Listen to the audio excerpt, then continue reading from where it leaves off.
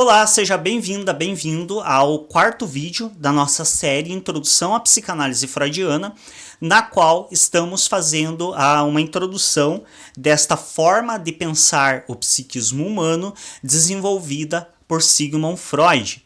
Lembrando que, se você desejar, pode estar nos contatando pelas nossas redes sociais e solicitando uma videoaula particular para esclarecer suas dúvidas de maneira mais direcionada, maneira mais singular. Pode estar também recebendo orientação de estudos, indicação de leituras, pode estar tendo um atendimento mais exclusivo e singular a respeito dos seus interesses pela psicanálise freudiana.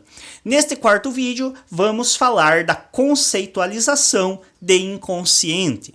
Então, o Freud não é o descobridor do inconsciente, apesar de erroneamente algumas pessoas afirmarem isso. É uma das brigas que eu tenho muito com psicanalistas, que alguns afirmam tal coisa, e é bastante preocupante quando quem se diz psicanalista contraria o próprio autor principal da psicanálise.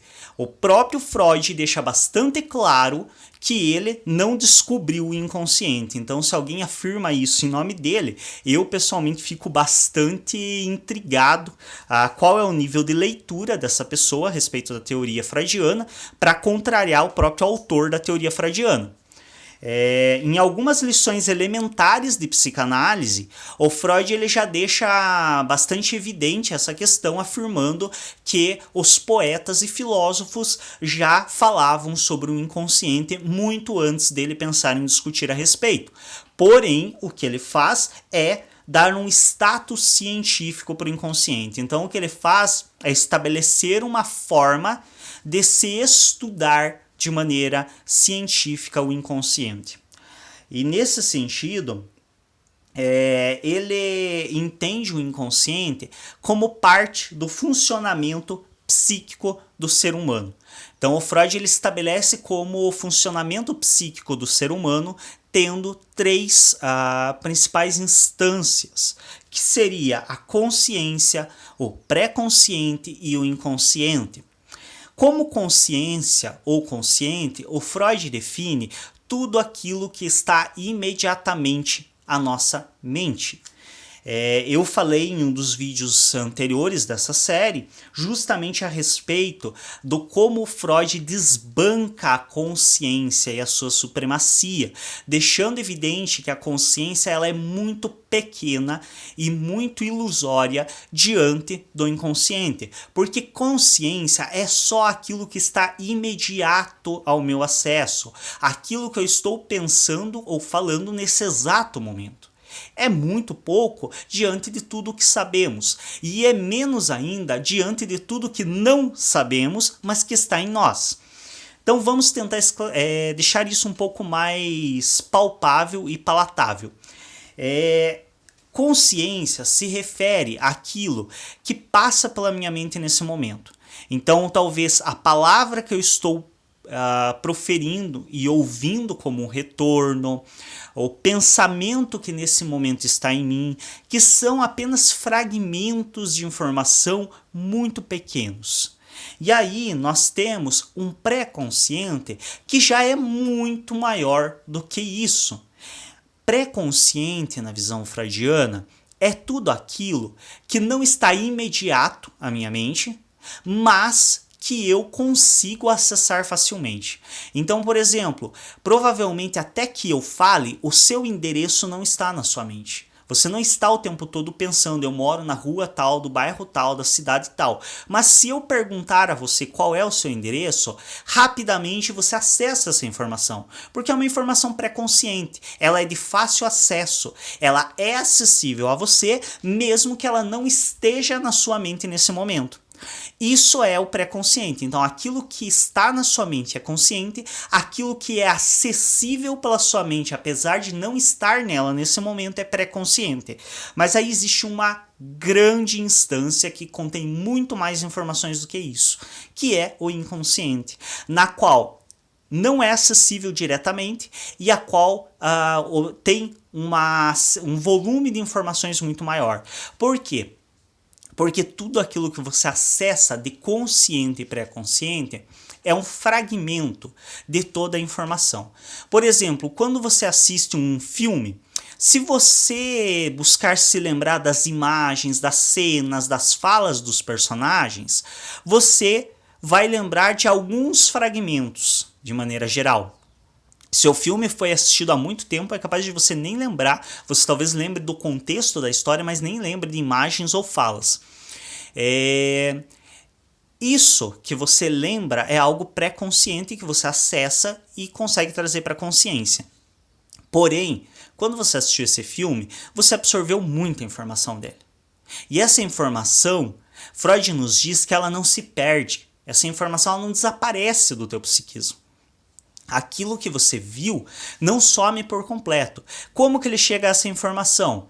Por exemplo, anos mais tarde, você nem lembra mais do filme que você assistiu, mas você vê a cena e você recorda que você já viu ela, você já assistiu aquele filme. Ou você recorda do que vai acontecer em sequência àquela cena. Então você viu um filme há muitos anos atrás, se eu te falar o título do filme, você não lembra mais nada do filme, você não consegue me descrever uma cena sequer, mas ao assistir esse filme, você consegue me narrar o que vai acontecer em seguida. Mesmo que anteriormente, a ver aquela cena, você não lembrasse nada. Então essa informação não é pré-consciente, porque ela não estava acessível até então, você não se recordava dela, mas ela existia no seu psiquismo, caso contrário você não conseguiria me narrar a próxima cena do filme. Então o Freud nos diz que essa informação ela estava inconsciente e que ao assistir a cena do filme, essa cena faz uma conexão com aquela memória inconsciente e traz ela para o pré-consciente e ela é capturada pela consciência a ponto de você conseguir narrar o que vai acontecer em seguida. Esse é o principal indício que o Freud tem do funcionamento inconsciente, de que o inconsciente existe. A partir dessas informações que existem no nosso psiquismo, mas não estão acessíveis imediatamente. Uma das principais obras nas quais Freud trata a respeito disso é a interpretação dos sonhos. Então, na interpretação dos sonhos, o Freud nos traz a visão do inconsciente, ele nos traz algumas das defesas do eu, por mais que ele ainda não tenha tão clara essa ideia do eu, do isso e do eu superior, ele já traz algumas das defesas psíquicas, ele já traz um esboço da teoria psicanalítica. A interpretação dos sonhos é entendida por Freud como sendo a obra que traria a virada do século. Só que não. Ele chega a pedir para que a publicação seja datada como 1900, mesmo ela tendo sido escrita em 1899, porque ele acreditava que seria a grande virada do século, que seria uma obra revolucionária. Vendeu pouquíssimas unidades de maneira ilusória, um desastre literário para a época. E que mais tarde, ironicamente, viria a figurar na lista dos livros mais vendidos do mundo. Então, aí as suas, talvez as suas ironias da vida, que quando ele lançou foi um livro muito pouco lido, foi lido por algumas pessoas importantes, inclusive o próprio Jung acaba lendo a Interpretação dos Sonhos, e é esse livro que leva ele a aproximar-se de Freud, mas de maneira geral a vendagem foi muito pequena desse livro e posteriormente sim ele terá uma venda muito significativa. Na Interpretação dos Sonhos é importante essa obra não necessariamente para que o terapeuta aprenda ou para quem tem interesse na teoria psicanalítica aprenda a interpretar sonhos, por mais que isso, de certo modo, acabe sendo um resultado, mas o principal de se ler e estudar a interpretação dos sonhos é porque através dos sonhos fica mais escrachado o funcionamento psíquico, então torna-se mais evidente o funcionamento do psiquismo humano e o processo de defesas, o processo psíquico em geral. Por isso é importante se trabalhar esse texto, mesmo que você não necessariamente vá utilizá-lo para interpretar os sonhos dos pacientes. Há um excesso de exemplificação na interpretação dos sonhos que é notado pela maioria das pessoas que fazem a leitura desta obra. Então é bastante comum que as pessoas que leem essa obra falem: nossa, o Freud traz tantos exemplos, chega a ser cansativo, por que ele é tão prolixo?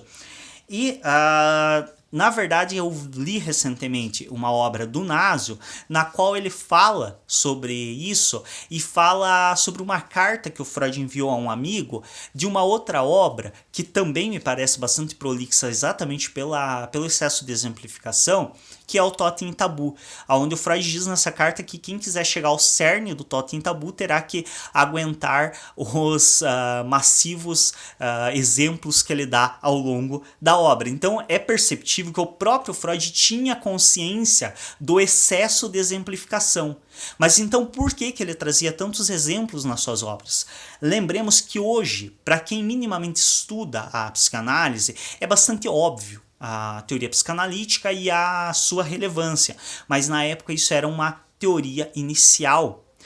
E, dado um certo apreço do Freud pelo meio científico, que já foi tratado em outro vídeo dessa série, que ele tinha um grande apreço pela experiência laboratorial, e considerando que o inconsciente é inadmissível em laboratório, ou seja, não é possível comprovar o inconsciente por experimentos laboratoriais, a forma que o Freud consegue dar relevância ao inconsciente e, de certo modo, justificar o seu funcionamento, esclarecer a respeito de como ocorre o processo psíquico, defender essa teoria é através da simplificação. Porque o que acontece? Se você cita só um exemplo, para nós hoje que já temos um conhecimento da psicanálise, bastaria. Mas quando você está no princípio de uma teoria, se você cita só um exemplo, uma das primeiras coisas que vão te dizer: esse é um exemplo pontual, não pode ser generalizado. Isso aconteceu com essa pessoa, mas não significa que vai acontecer em todos os casos. Essa é uma das primeiras coisas que você vai ouvir quando você apresenta apenas um ou poucos exemplos como embasamento. Por isso a necessidade de exemplificar tanto. Por isso que o Freud ele exemplifica tanto a respeito do inconsciente dos processos psíquicos e gerais durante a interpretação dos sonhos, dado esse seu apreço pela ciência, mas essa impossibilidade de colocar o inconsciente dentro de tubo de ensaio. Creio que é isso, então, um pouco a respeito dessa divisão do psiquismo, que é uma das primeiras coisas que o Freud consegue compreender e teorizar na interpretação dos sonhos, que é esse processo psíquico que acontece dessa divisão entre a consciência, o pré-consciente e o inconsciente. A gente vai retomar um pouco isso quando for discutir uma outra importante teoria do Freud, que é a respeito do isso, eu e eu superior. Obrigado pela atenção neste vídeo. Lembrando, se quiser, você pode entrar em contato conosco para solicitar videoaulas particulares, para esclarecer dúvidas, para discutir aspectos que melhor convém ao seu estudo psicanalítico e que mais lhe atraem na teoria psicanalítica. Até um próximo.